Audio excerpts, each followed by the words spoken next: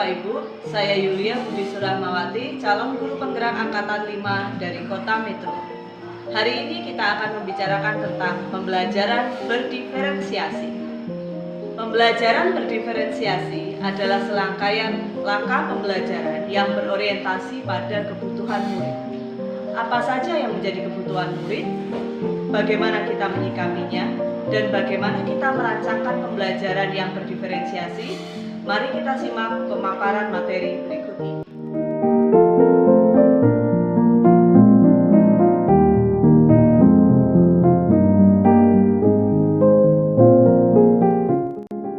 Pembelajaran berdiferensiasi adalah usaha guru untuk menyesuaikan proses pembelajaran di kelas untuk memenuhi kebutuhan belajar individu murid.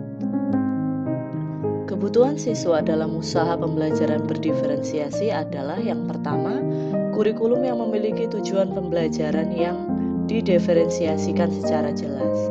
Bagaimana guru menanggapi atau merespon kebutuhan belajar muridnya? Bagaimana mereka menciptakan lingkungan belajar yang mengundang murid untuk belajar dan bekerja keras untuk mencapai tujuan belajar yang tinggi, manajemen kelas yang efektif, dan penilaian yang berkelanjutan. 3 aspek kebutuhan belajar murid. Yang pertama adalah kesiapan belajar atau readiness, adalah kapasitas untuk mempelajari materi, konsep, atau keterampilan yang baru.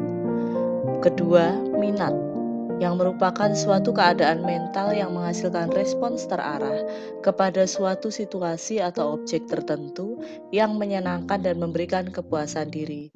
Dan yang ketiga adalah profil belajar yang mengacu pada cara-cara bagaimana kita sebagai individu paling baik dalam belajar. Dalam kesiapan belajar, ada 6 dari beberapa contoh perspektif yang terdapat dalam Equalizer yang diperkenalkan oleh Tomlinson pada tahun 2001, yaitu bersifat mendasar, bersifat transformatif, konkret ke abstrak, sederhana ke kompleks, terstruktur ke terbuka, tergantung kepada kemandirian, dan cepat lambat. Dalam minat belajar, Tomlinson mengatakan bahwa tujuan melakukan pembelajaran yang berbasis minat diantaranya adalah sebagai berikut. Membantu murid menyadari bahwa ada kecocokan antara sekolah dan kecintaan mereka sendiri untuk belajar. Mendemonstrasikan keterhubungan antara semua pembelajaran. Menggunakan keterampilan atau ide yang dikenal murid sebagai jembatan untuk mempelajari ide atau keterampilan yang kurang dikenal atau yang baru bagi mereka, dan meningkatkan motivasi murid untuk belajar. Faktor-faktor yang mempengaruhi profil belajar adalah preferensi terhadap lingkungan belajar, pengaruh budaya, santai, terstruktur, pendiam, ekspresif, personal, atau impersonal, preferensi gaya belajar, auditori, visual, dan kinestetik, dan preferensi berdasarkan kecerdasan majemuk atau multiple intelligence.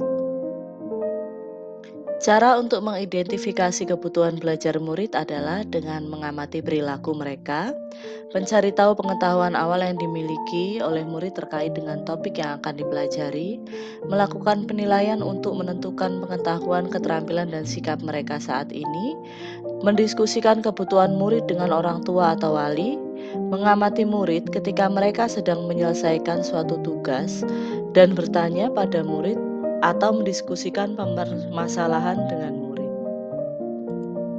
Selanjutnya adalah membaca rapor murid pada kelas sebelumnya, berbicara dengan guru pada kelas sebelumnya, membandingkan tujuan belajar yang ingin dicapai dengan tingkat pengetahuan atau keterampilan yang ditujukan murid saat ini, menggunakan berbagai penilaian diagnostik untuk memastikan bahwa murid berada pada level yang sesuai, melakukan survei untuk mengetahui kebutuhan belajar, dan mereview atau merefleksi terhadap praktik pengajaran itu sendiri untuk mengetahui efektivitas pembelajaran mereka.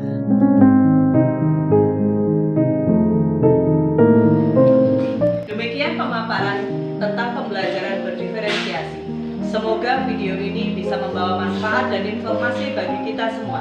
Terima kasih.